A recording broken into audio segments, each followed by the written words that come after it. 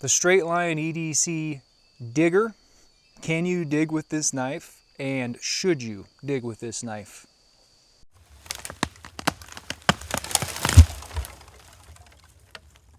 So today we're going to talk about the Straightline EDC Digger.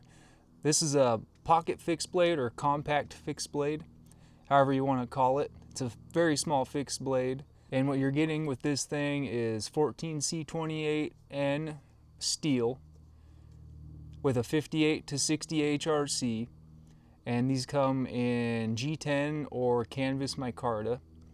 They all come with a leather pocket carry sheath, and then there's an option to buy separately a Kydex sheath. And what you're looking at here is a 3.1 inch blade, and the overall length is 6.2 inches. It comes with a stone wash. The weight is approximately 2.4 ounces. Above all else, this is just an EDC knife. This is just a knife to carry around to do your everyday, day-to-day tasks. It has a really thin, slicey blade and a full flat grind, and it does all of your EDC tasks really well. Whatever it may be, if you're cutting through cardboard, it's a laser beam through cardboard, cutting cordage and zip ties.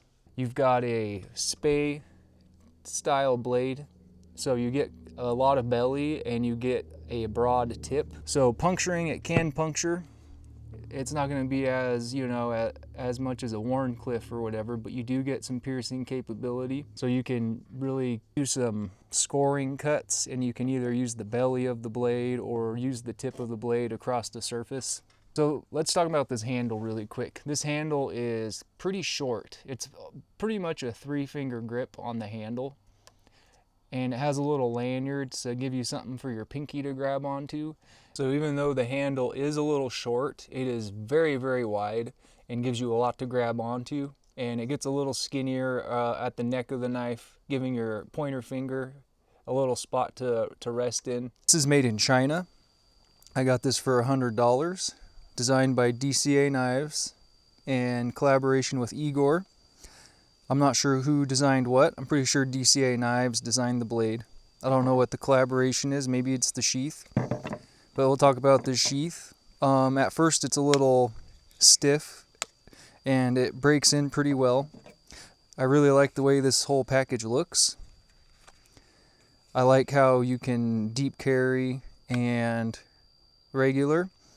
I would say that I wish these magnets were a little bit stronger.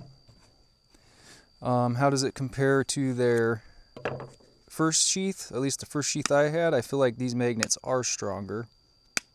You hear that slap? So I feel like this one's got a way stronger magnet. I do like the aesthetic of this being long and rectangular. I like the way that looks better. But this one being the shape that it does accommodate more blades. I can fit a lot of different blades in here, as to where this is kind of limited to the type of blade I can put in there, so you can use it for other knives. Overall, I do like these sheaths. They've held up very well. I haven't had this one as long, but I've used this one a ton, and it is holding up great. It's, starting to wear and weather like leather would, but I've had no issues with it. But overall, I like the aesthetic of this one better. Food prep goes, this is really good. You can accommodate a bunch of different grips. The scales have some nice scallops up on the top that accommodate your pinch grip. And for cutting on a cutting board, the pinch grip is really, really good. You can also lever it like a, I don't even know what you'd call it, but you can rock chop on a cutting board really well. So for food prep, this thin slicey geometry and blade shape is really good for cutting up fruits and vegetables. If you want to cut up an apple and eat it, or slice up all your veggies, you're pretty much just limited to how short the blade is. Like I used it to cut up a head of lettuce, and it wasn't long enough to go through the head of lettuce, but it still worked just fine. So I feel like this one, for me, excelled a lot in the kitchen and in the food prep department. And that's one thing I really look for in an EDC blade. As long as it can take care of my day-to-day tasks, and every day you have to eat something, So as far as doing all the everyday cutting tasks that you need to do, and then you can just have it on you, go into the kitchen and make yourself a snack or make yourself a meal, use this knife, or if you're on the go or wherever you are. Now if we go and try to apply this to some outdoor tasks, if you want to do some batoning with this absolutely can baton smaller things. You know, you're limited to your blade. I would not do some really big twisted grain gnarly stuff with this. Some smaller straight grained pieces of wood, this has no problem batoning through. This will be able to get your fire going, make your kindling, make some small pieces of wood for your twig stove, whatever it is that you're doing. This will be able to do that with no issues at all. The handle is really comfortable for carving, so when you want to do some feather sticks, this will absolutely do as good as any flat grind knife will do for feather sticks. It'll make really nice fine curls. Keep in mind, this thing will not strike a fire steel without any sort of modification. You're going to have to modify this if you want it to do that. And I would not recommend using the edge of the blade, so keep a scraper or something to scrape the fire steel with you to get them sparks flying. As far as whittling goes, for me this is not the best blade for whittling personally. I typically don't like blades that have a lot of belly for wood carving and whittling, but this can do it. I would just stick to softer pieces of wood and maybe even green pieces of wood for that.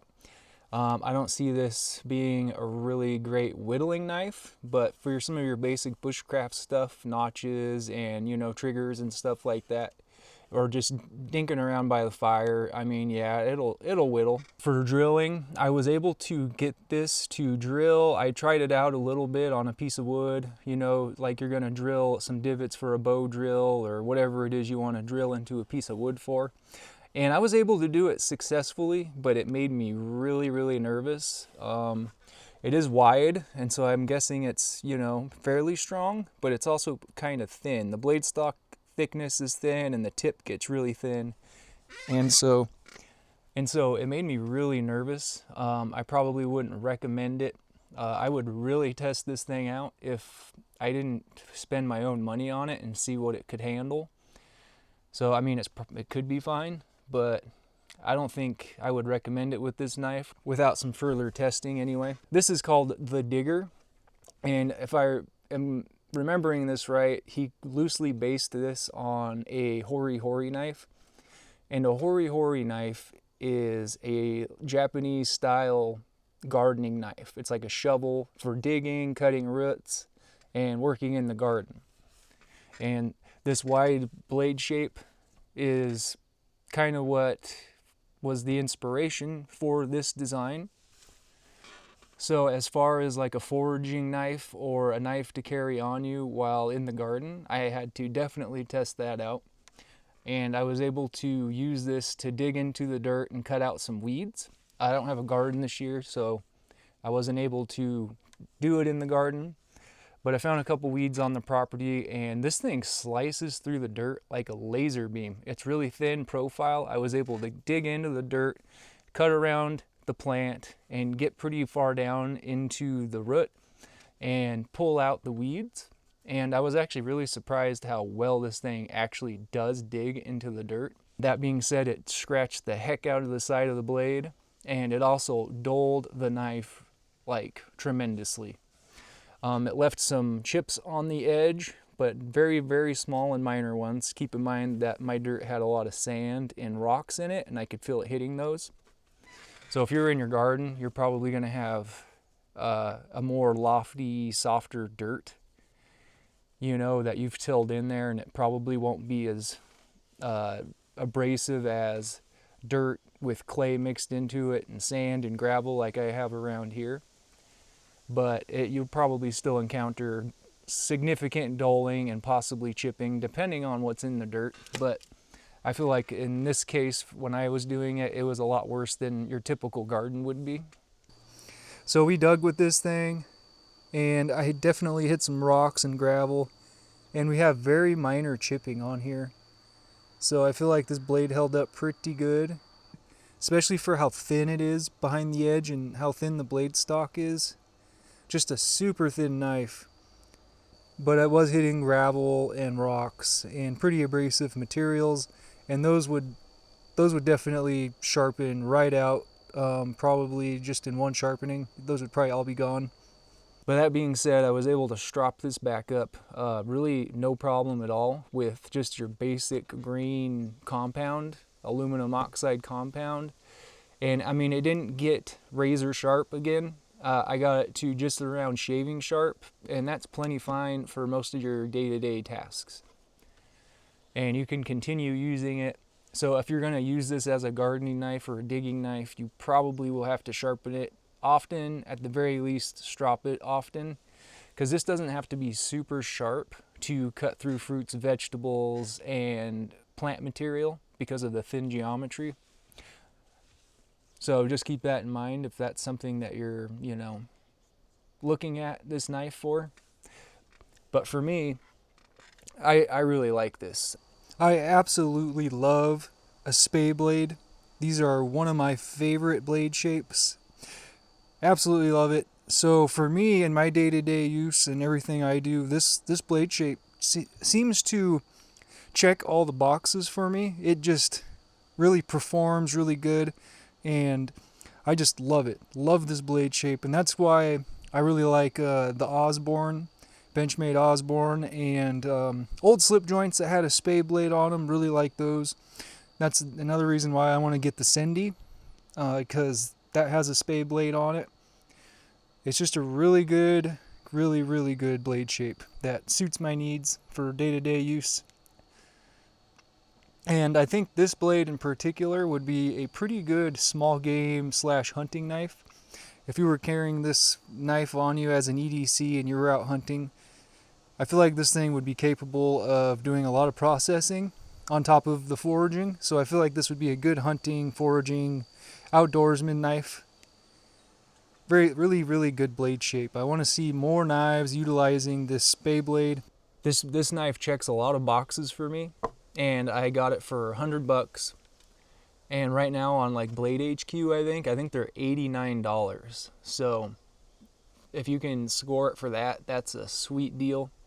And as far as the aesthetics go, I really like it. I really like the blade shape, the canvas micarta. I love this canvas micarta. It's really cool. Really good and grippy. The thin blade stock above all. This thing's a slicer. This thing was designed to slice. It's not going to be a brute of a knife. The tip you're not going to want to pry with. You're not going to want to do stuff with this like that. You're just going to want to use this as a day-to-day slicer.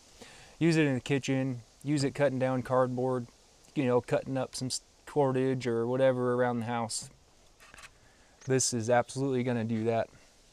This is probably easily going to make it into one of my top 5 favorite EDC fixed blades. I already love carrying this all the time, carry it around.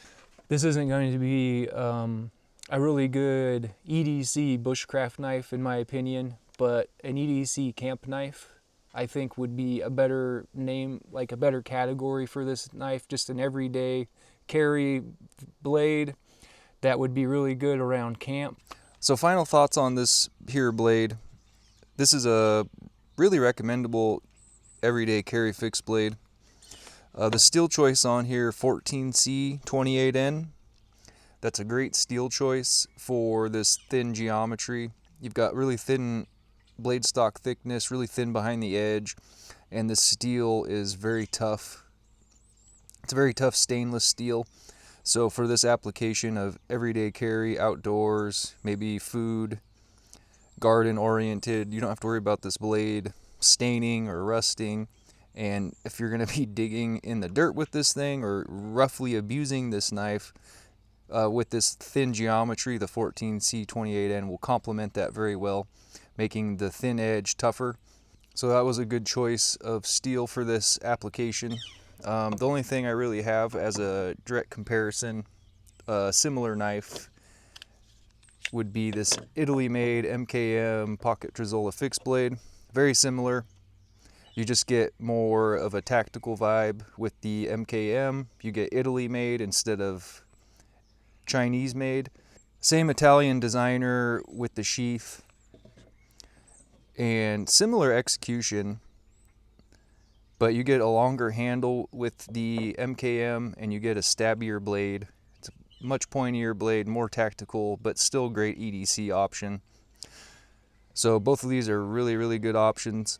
The MKM is typically twice as expensive as they're magnetized from the pocket sheaths.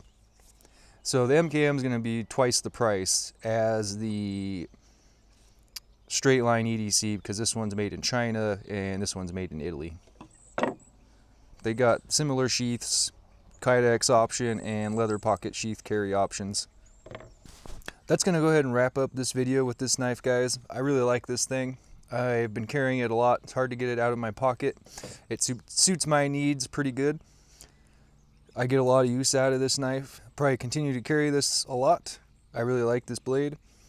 I want to get into hunting and I will start testing my knives out as far as skinning game. I'll try fishing more. I just haven't been able to get out and do that kind of stuff. Haven't had a lot of time. So hopefully we'll start incorporating that within these knife testing videos for uses. But as far as right now, I can say that I just think this would be a good small game knife. So that's going to wrap it up for this one, guys. Let me know in the comments what you think about this guy. Do you need a EDC Hori Hori knife in your, rotation of EDC knives, EDC blades? What do you think about DCA knives? So far, I've liked all of his designs. I'd like to pick up a couple more. But that's going to be it for this one, guys. So like, subscribe, and we'll see you on the next one.